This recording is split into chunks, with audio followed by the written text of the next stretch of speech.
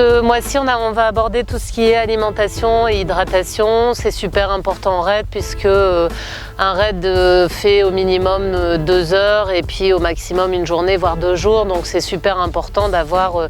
C'est comme une voiture avec de l'essence ou du gasoil. Il faut amener au corps beaucoup de carburant pour qu'il puisse après bien fonctionner.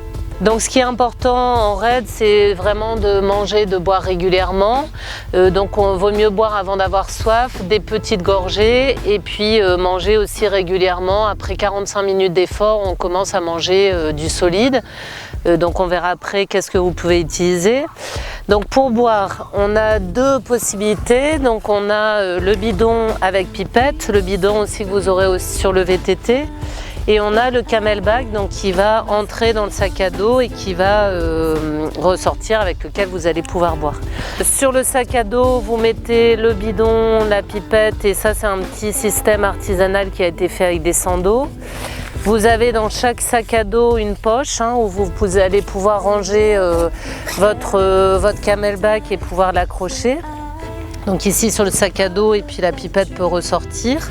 Donc là c'est un gilet de sauvetage classique qu'on a bricolé et sur lequel on a mis une poche et dans laquelle on peut insérer la poche de CamelBak. Ça c'est une petite astuce, quand on a les 2 mains prises en kayak, et on met juste un petit fil de fer qui nous permet d'avoir la pipette à la bonne hauteur et de ne pas avoir à chercher à chaque fois la pipette. C'est aussi utilisé dans d'autres sports. Alors pour l'alimentation, c'est aussi important d'avoir tout à portée de main parce que quand il faut aller chercher au fond du sac à dos quelque chose à manger, on le fait pas parce que c'est difficile.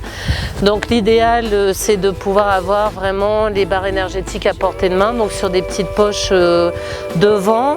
En vélo, vous avez cette petite poche que vous pouvez accrocher sur le VTT et pouvoir prendre les barres facilement. On a vu comment transporter le liquide et ce qu'on va manger de solide. Donc c'est important de faire les bons choix pour avoir de l'énergie au bon moment. On a donc avant l'effort des cakes qui sont intéressants, qui permettent de remplacer le petit déjeuner. Donc ça c'est à utiliser avant l'effort. Pendant l'effort, il y a 2 types de boissons qui sont possibles. Donc une boisson qui est rapide, qui a un goût plutôt sucré, qui va permettre d'amener de l'énergie rapidement au corps. Il y a une poudre qui est neutre, qui a plus les caractéristiques des pâtes de sucre lent et qui va arriver dans le corps un peu plus lentement.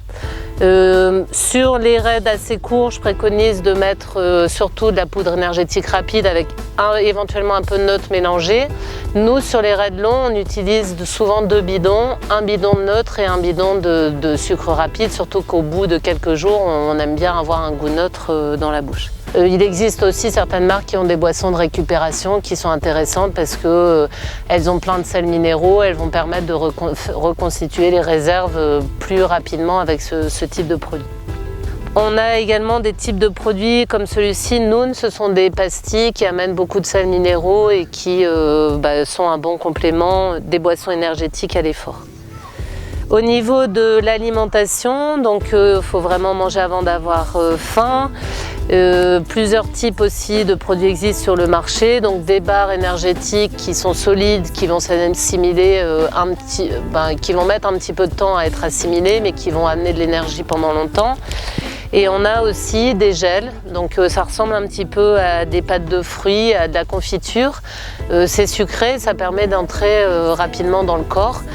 Moi je préconise d'utiliser le plus souvent des barres énergétiques et quand on a vraiment un coup de moins bien ou un effort violent à fournir, faut pas hésiter à prendre des gels ou alors si vous rencontrez dans l'équipe une hypoglycémie, un gel ça rentre rapidement dans le corps.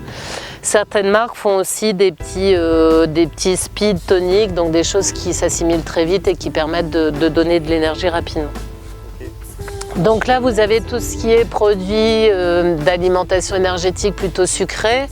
C'est sympa en raid d'avoir de temps en temps du salé parce que le corps a besoin de goût salé.